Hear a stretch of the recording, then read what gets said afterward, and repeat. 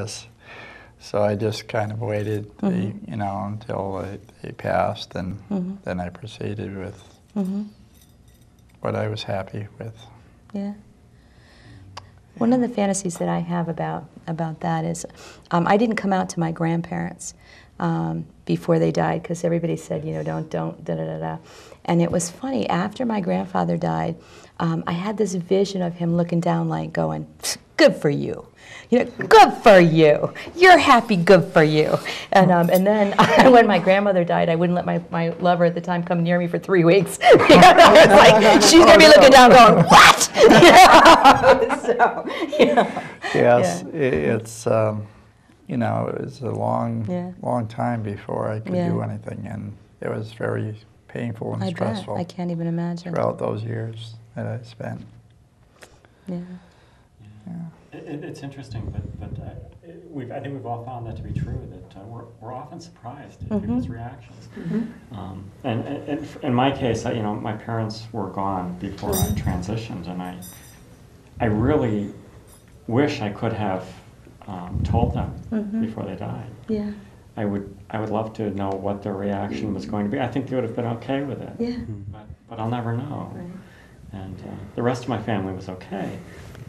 But it's one of those things that I sort of mourn, that the loss of that opportunity to see how I think they would have been okay. The older generation was a lot different. That they had their own beliefs, and anything of this nature wasn't talked about, as you had said, and it was kind of difficult.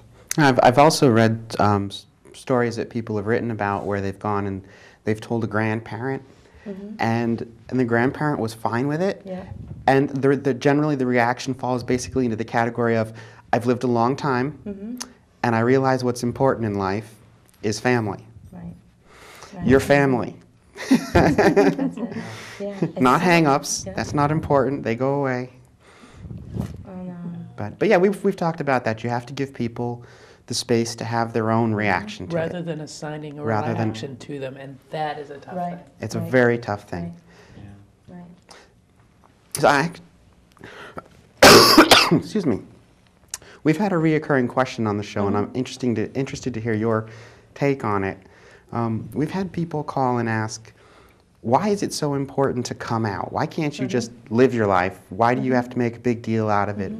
What's the importance of coming out to family and friends? Every time I do a training, I do this activity called the Impact of Silence, where I have people write down the names of the 3 most important people in their lives, 3 places that have special significance, and 3 things that they talk to their friends about, 3 hobbies. And then they do an introduction exercise where they're supposed to be able to get the person that they're talking to really know something about who they are. And they can talk about anything that they want except anything that they wrote on their paper. And that they end up having to talk to each other first for 1.5 minutes, and then the second person talks for 2.5 minutes.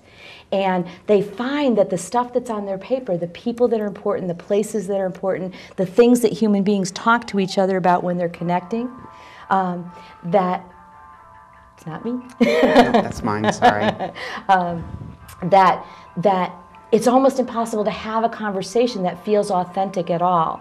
And so then the conversation after that, we talk about what was it like to not be able to talk about the things that human beings talk about, and what would it be like to do that forever?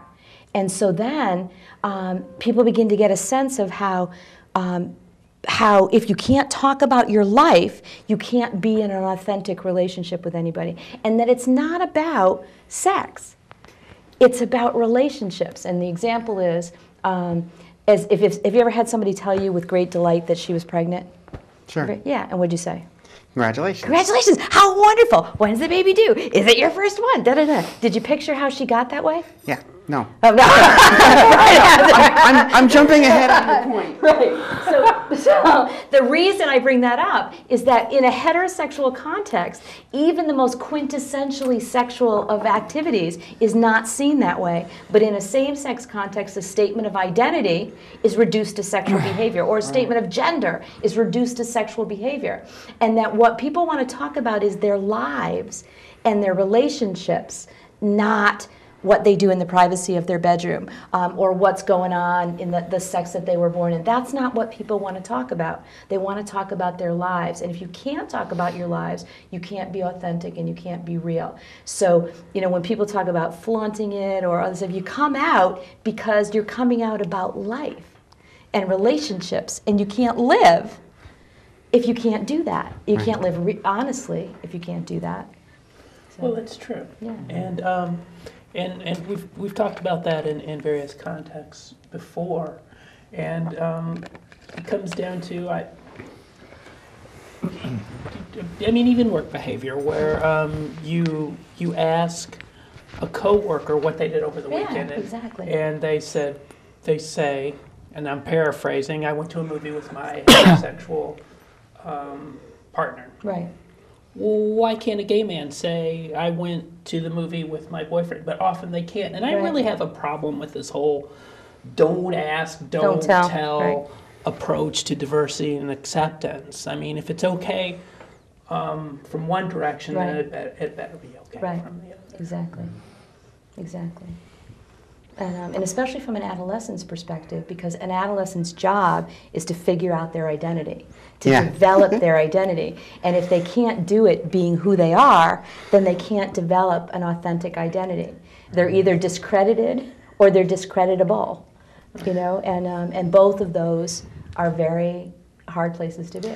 Well, and certainly we find through our own personal experiences and the people I've met through the various organizations around the state, when you can't do that experimentation and that expression as an adolescent, you grow up, you grow beyond that into your young adulthood in your 20s and your 30s and beyond, repressing that all too frequently, resulting in really negative self-destructive behavior because you haven't had that ability to express it and accept it and realize, yeah, this is who I am, and be supported for that.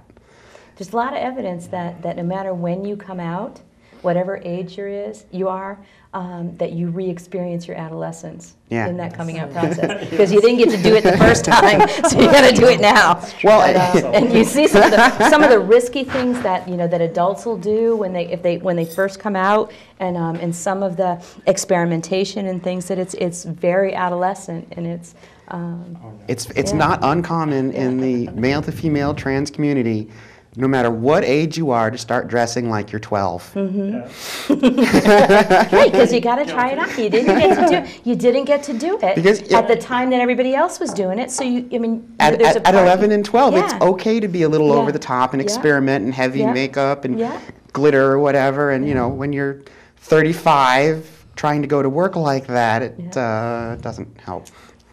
It doesn't have to stop, does it? It just has to be measured.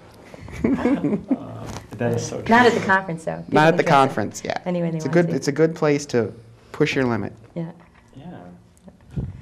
I'll tell you that sometimes making choices about the workshops is really fun. Yeah. Our philosophy is that everything is talkable, and so the titles of one of the workshops is. The fun of masturbation, let's talk about it. And I was like, okay, let me think what the radical right's going to do with this one.